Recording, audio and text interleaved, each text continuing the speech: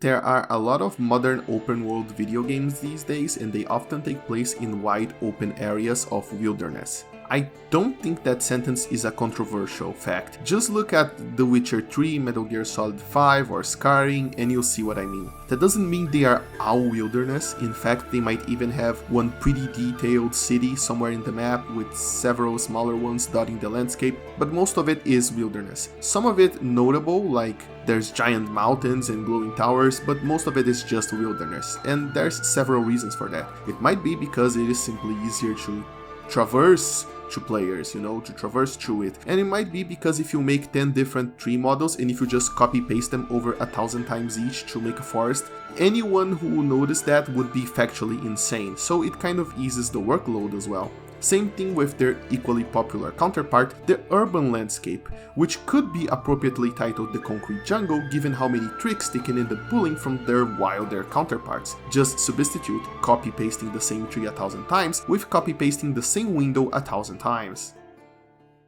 That's not to say any of those games are bad, on the contrary, they are usually very good, but often it's because they make up in other areas. Many open world games are not good because of their worlds, they are good in spite of it. They just don't have words or quests or side content in it that is as interesting as the main content, or the main side quests, or maybe I'm just too jaded from playing too many video games, but the point is, after a while, the open worlds often just become stale.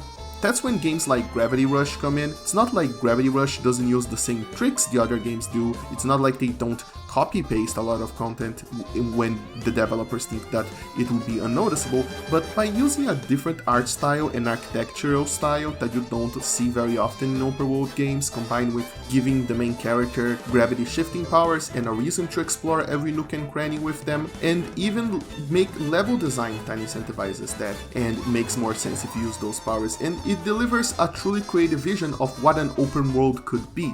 Hell, even Cyberpunk 2077, for all its faults, still delivered a world that looked very distinct and with all sorts of places you could visit and possibly shoot people on.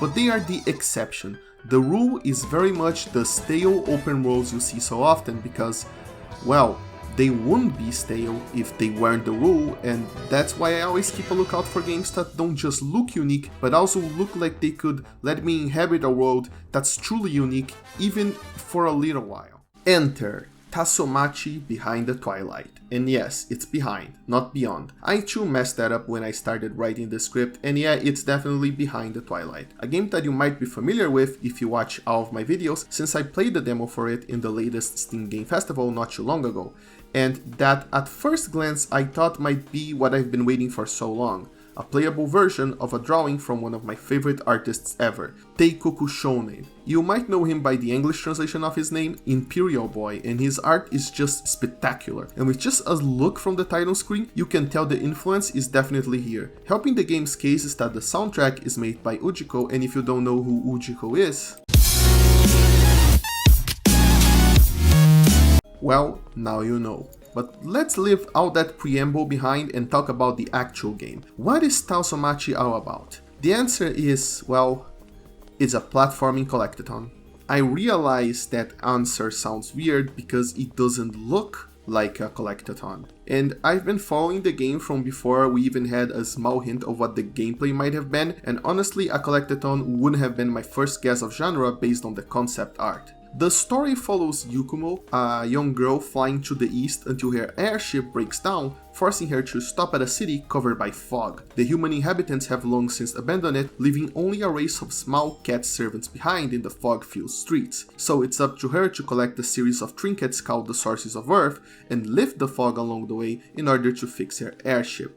By reaching the sacred tree at the middle of each shrine that is surrounded by trials, and as she completes and meets those trees, she gains more powers that enhance her movement and lets her collect more things. It's the classic collectathon setup, really. And this classic, very simple setup is made even simpler by the fact that we get introduced to all of the story's twists and turns through a series of white text on black screens.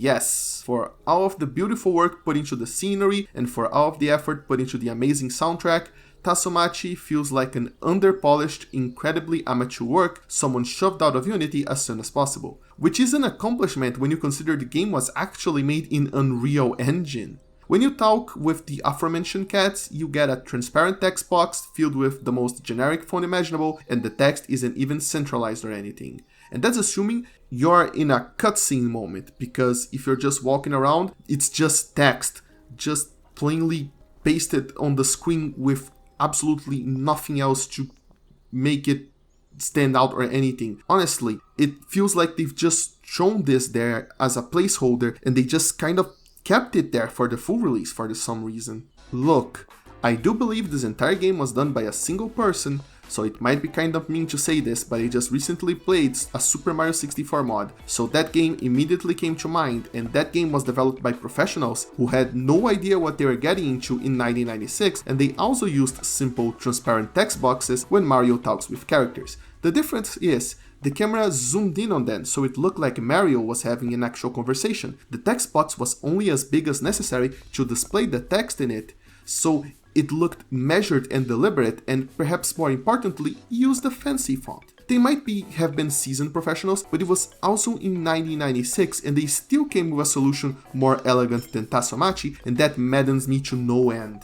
If that was the extent of the lack of polish, it would be a bit jarring, but the moment it becomes downright intrusive is in the gameplay, since while it is a platformer, it lacks certain conveniences of the platforming genre that have long since been established. Most notably, it lacks the unrealistic shadows that usually follow directly under the protagonist, so you can have an idea of where they will land, and it also resets the camera mode every time you change areas, which is constantly, since the game has no animation for opening doors, and instead just teleports you to another area. So in the platforming heavy segments of the shrines, where you gotta resurrect the trees to get rid of the evil fog, you should get ready to mess around with the distance level of the cameras before every single trial, since they constantly get reset.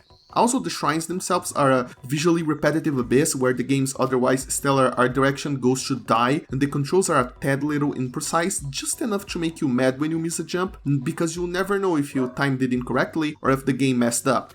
And that's a bit infuriating. Well, so far I've been tearing this game apart with some very harsh words. It might be unfair because, well, everything I mentioned here was also present in the demo, but is it too much to expect the final product to be more polished than the demo? At which point am I building unfair expectations that this product will transform into exactly what I want with just a few more months of development? Though, to be honest, I think we all agree that to some degree we all expect the game to be more than its demo. But in this case I have to report TASOMACHI is exactly like its demo, so if there's something they did wrong, it definitely wasn't false advertising.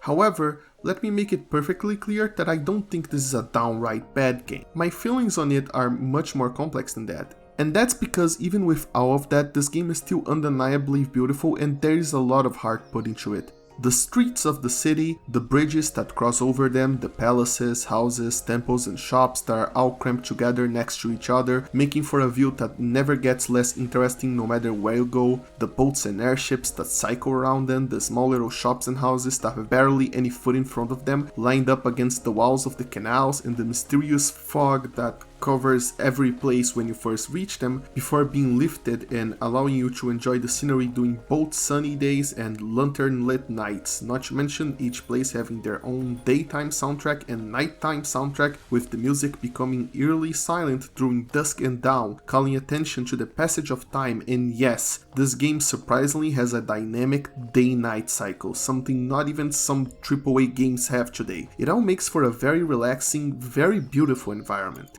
Also helping is that the gameplay, if not perfectly precise, does enhance the experience by virtue of encouraging exploration. You have to find the sources of Earth after all, and to that end you must explore every nook and cranny and in the process appreciate all of the effort put into realizing this world. Even better when in the late game you repair your airship and you can fly high above each area and see just how large and painstakingly detailed they really are. It brings a whole new perspective that's just plain amazing. That's not to say I am completely 100% behind every artistic decision made, because the world, intentionally or not, can feel a tad lifeless due to a few of them. The first being that the cats are out there to enhance the gameplay as moving statues and nothing more. They wait near points of interest where completing a task might reward you with a source of earth in order to call your attention and give you a hint, but do little else. They don't have routines, they don't walk around the city or populate the shops and businesses strewn across the city, and that makes the entire place look eerily empty when it didn't have to. It's especially egregious when you see a lot of details like those little signs with light inside them that bars put out in order to signal possible customers about their existence, since they are sometimes hidden away in back alleys and such. When I saw that, I could almost imagine a bunch of cats hanging out in the bar after a hard day of work during the night, but unfortunately it's just a detail hanging near an opaque door. It doesn't even light up at night, for shame. And because of that, when the game comes to a close and it tries to pull an emotional moment, it just felt forced. I simply didn't make an emotional connection to the characters because they are barely characters at all. The second thing I took issue with is weirder and honestly a bit more personal, but it's something that I think it's essential to city settings, and those are the written signs. All of the signs in the game are blank, and that's just plain weird. I realize this has sort of an in-story explanation given that humans have long since abandoned the city because of the fog, so it makes sense that all of the signs would have faded long ago, but given the cats still live there, why wouldn't they maintain the signs? Honestly, the blank signs give off an asset store vibe that breaks immersion, like that they are just blank so they can be reused elsewhere, and yes, that in fact does happen, but instead of seeing this as a problem, it could have been seen as an opportunity, as a simple difference in writing could help identify different shops and make the world feel more realized. It's so weird to see all of them blank, especially when official art like the very title screen shows them filled out with a fictional language of sorts, which would have been enough to enhance the immersion in my opinion. So, at the end of the day, can I recommend TASOMACHI?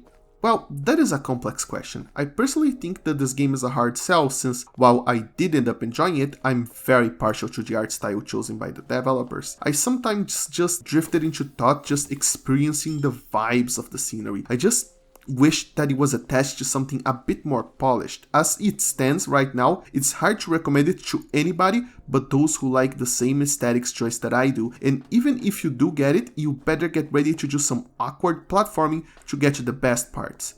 In a way, this game is an accidental companion piece to my last reviewed game, Say No More. While that game was focused on style over substance, it knew that, and it completely abandoned any gameplay aspirations in search of finding more interesting ways to showcase said style. TASOMACHI, meanwhile, is style over substance, but the connective tissue that they chose to carry the player across their journey was a bog-standard interpretation of a well-realized genre, which ended up weighting the game down rather than elevating it.